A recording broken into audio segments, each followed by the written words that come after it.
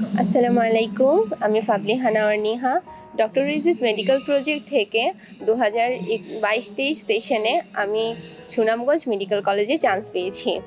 আমার এই সাফল্যের পেছনে প্রথমতই আমি কৃতজ্ঞতা জানাই আমার মহান আল্লাহ তাআলা, যিনি আমাকে প্রত্যেকটা পদে পদে সাহায্য করেছেন এবং তার রহমত আমার মাথার উপর ছিল বলে হয়তো আমি আজ এতটুকু পর্যন্ত আসতে পেরেছি।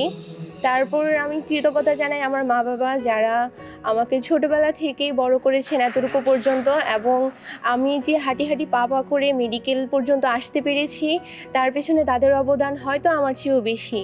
তারপর কৃতজ্ঞতা জানাই আমার শিক্ষক শিক্ষিকাগণকে, যাদের মধ্যে বিশেষত আমি যার নাম না বললেই নয়, তিনি হলেন ডক্টর.রিজভি স্যার এবং ডক্টর.রিজভিস মেডিকেল প্রজেক্টের পুরো টিম, যারা আমাকে প্রত্যেকটা স্টেপে আমাকে বুঝিয়ে দিয়েছিলেন যে মেডিকেলে আমার হবেই, আমি যদি না পারি তাহলে অন্য কেউ মেডিকেলে চান্স পাবে না।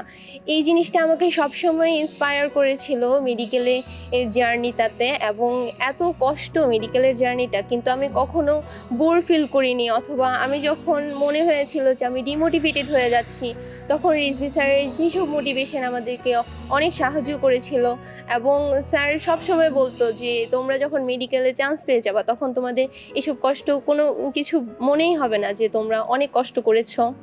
স্যার আমাদেরকে সবসময় বিভিন্ন ধরনের সাজেশন দিয়ে সাপোর্ট করতেন, এবং তার যে প্রশ্নগুলোর মান, আমার মনে হয় যে অন্যান্য কোচিং সেন্টার থেকে স্যারের প্রশ্নগুলোর মান অনেক বেশি স্ট্যান্ডার্ড, এবং তার যে এমসিকিউ প্র্যাকটিসের যে শিটগুলো, ওইগুলো আমাকে মেডিকেল পরীক্ষা আরও সহজ করে দিতে অনেক সাহায্য করেছে। এবং স্যারের ডিরেক্ট মেডিকেল শিট, বিভিন্ন ধরনের এমসিকিউ শিট এবং স্যারের পরীক্ষা নেওয়ার সিস্টেম সব কিছুই ছিল বলতে গেলে ইউনিক। যেহেতু আমি প্রি মেডিকেল ব্যাচে ছিলাম, তো আমাদের প্রি মেডিকেল ব্যাচ ছিল মার্চ মাস থেকে, আর সবারই জানার কথা যে আমাদের এইচএসসির পর মাত্র 2 মাস সময় পেয়েছি আমরা প্রিপারেশন নেওয়ার জন্য। সেক্ষেত্রে প্রি মেডিকেল প্রিপারেশন না নিলে হয়তো আমি আজ এতটুকু পর্যন্ত আসতে পারতাম না।